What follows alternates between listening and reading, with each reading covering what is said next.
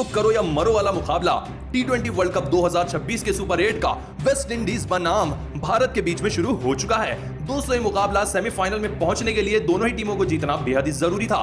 ऐसे में शाही hope West Indies के कप्तान व भारत के कप्तान सूर्य कुमार यादव आए टॉस के लिए।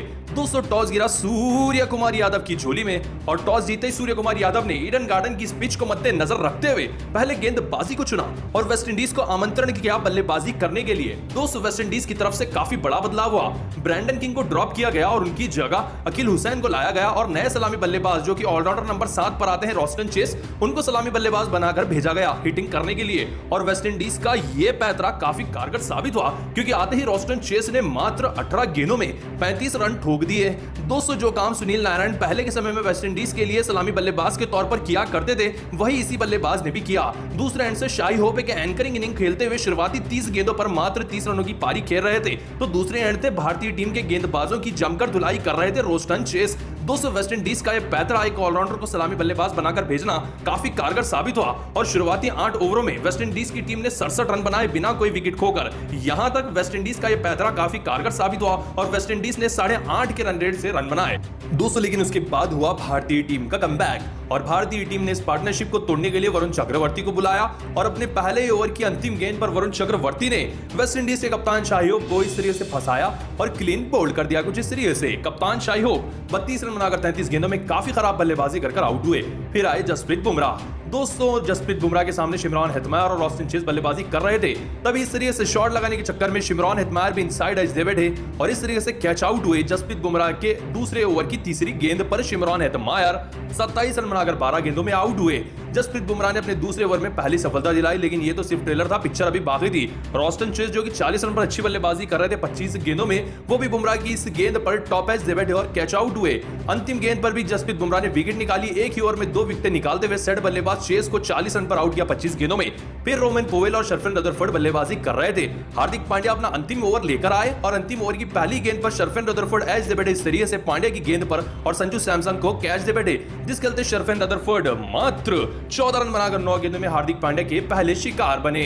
दोस्तों भारतीय टीम ने 4 विकेटें सिर्फ 4 ओवर में ही निकाली, सिर्फ 22 रन देकर। दोस्तों मध्य क्रम में वेस्ट इंडीज फंस गई। 127 रन पर 4 विकेट चले गए 15 ओवर में वेस्ट इंडीज के। एक बेहतरीन शुरुआत को एक्सेलरेट नहीं कर पाई वेस्ट इंडीज की टीम। तारीफ करनी होगी भारतीय टीम के कमबैक की, लेकिन आप भारतीय टीम की इस गेंदबाजी को 10 में से कितना नंबर? दोस्तों वक्त हो चुका है इस साल के सबसे बड़े मुकाबले का, टी20 वर्ल्ड कप 2026 के महामुकाबले का, जो कि वेस्ट इंडीज बनाम भारत के बीच में खेला गया कोलकाता के ईडन गार्डन मुकाबले में। दोस्तों वर्ल्ड कप के सेमीफाइनल की रेस के लिए दोनों ही टीमों का मुकाबला जीतना जरूरी था।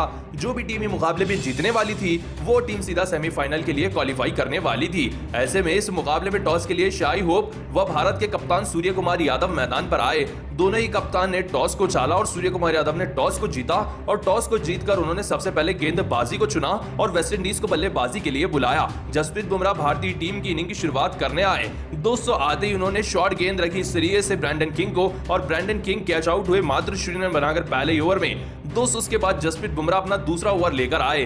दोस्तों उसके बाद हार्दिक पांड्या ने एक ओवर में 3 रन दिए। फिर अगले ही ओवर में इस तरीके से कैच आउट कराया शाही होप को जसप्रीत बुमराह ने हार्दिक पांड्या के हाथों। 2 ओवर में 2 बड़े विकेट निकाले भारतीय टीम ने। दोस्तों के बाद मैदान पर वेस्ट इंडीज का कमबैक कराया इनके तीसरे नंबर के बल्लेबाज शिमरॉन हेटमायर ने, जिन्होंने इस मुकाबले में 17 गेंदों पर 40 रनों की धुआंधार पारी खेली। लेकिन फिर आए अक्षर पटेल और अक्षर पटेल की इस गेंद पर बड़ा शॉट खेलने के चक्कर में शिमरॉन हेटमायर भी कैच दे बैठे और 44 रन बनाकर 20 गेंदों में आउट हुए। फिर आए हार्दिक पांड्या और हार्दिक पांड्या ने इस तरीके से रोस्टन चेस को शॉर्ट गेंद रखी।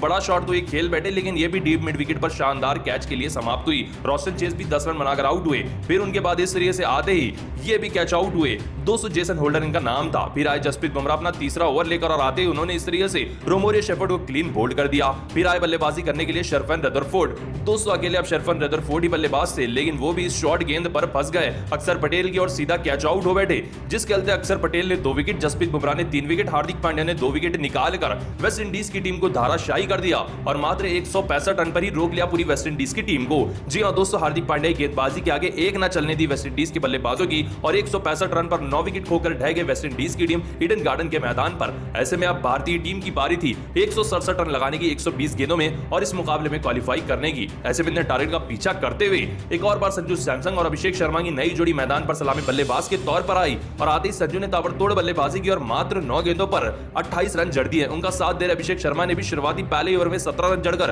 भारतीय टीम की जीत को यहीं पर पक्का कर दिया था, क्योंकि पावर प्ले में ही लगभग 45 रन बन गए थे। दोस्तों उनके बाद संजू सैमसन जब 38 रन पर आ चुके थे 13 गेंदों में, एक और बड़ा शॉट खेलने के चक्कर में कैच आउट हुए। दोस्तों ये गेंद थी जेसन होल्डर की, लेकिन आउट होने तक संजू सैमसन ने 38 रन जड़ दिए सिर्फ 16 गेंदों में। अचानक फिर आए तीसरे नंबर पर सूर्य कुमार यादव अभिषेक शर्मा का साथ देने के लिए, और यहां से इन दोनों ही बल्लेबाजों का तांडव मैदान पर शुरू हुआ। एक तरफ से सूर्य कुमार यादव, दूसरे तरफ से अभिषेक शर्मा मैदान का ऐसा कोयना नहीं छोड़ रहे थे। दोनों ही बल्लेबाज जहां इन्होंने चौके छक्के न लगाए हो, देखते ही देखते एक और बार बेहतरीन लाजवाब शानदार जानदार बल्लेबाजी करते हुए अभिषेक शर्मा ने अपना अर्धशतक मात्र 22 गेंदों पर पूरा किया और अपने कमबैक का एक बेहतरीन संकेत दिया। उनके साथ कप्तान सूर्य कुमार यादव ने भी मैच विनिंग 38 रनों की पारी खेली सिर्फ 19 गेंदों में, जिसके चलते भारतीय टीम ने 4वें ओवर में ही इस शानदार मुकाबले को जीत लिया।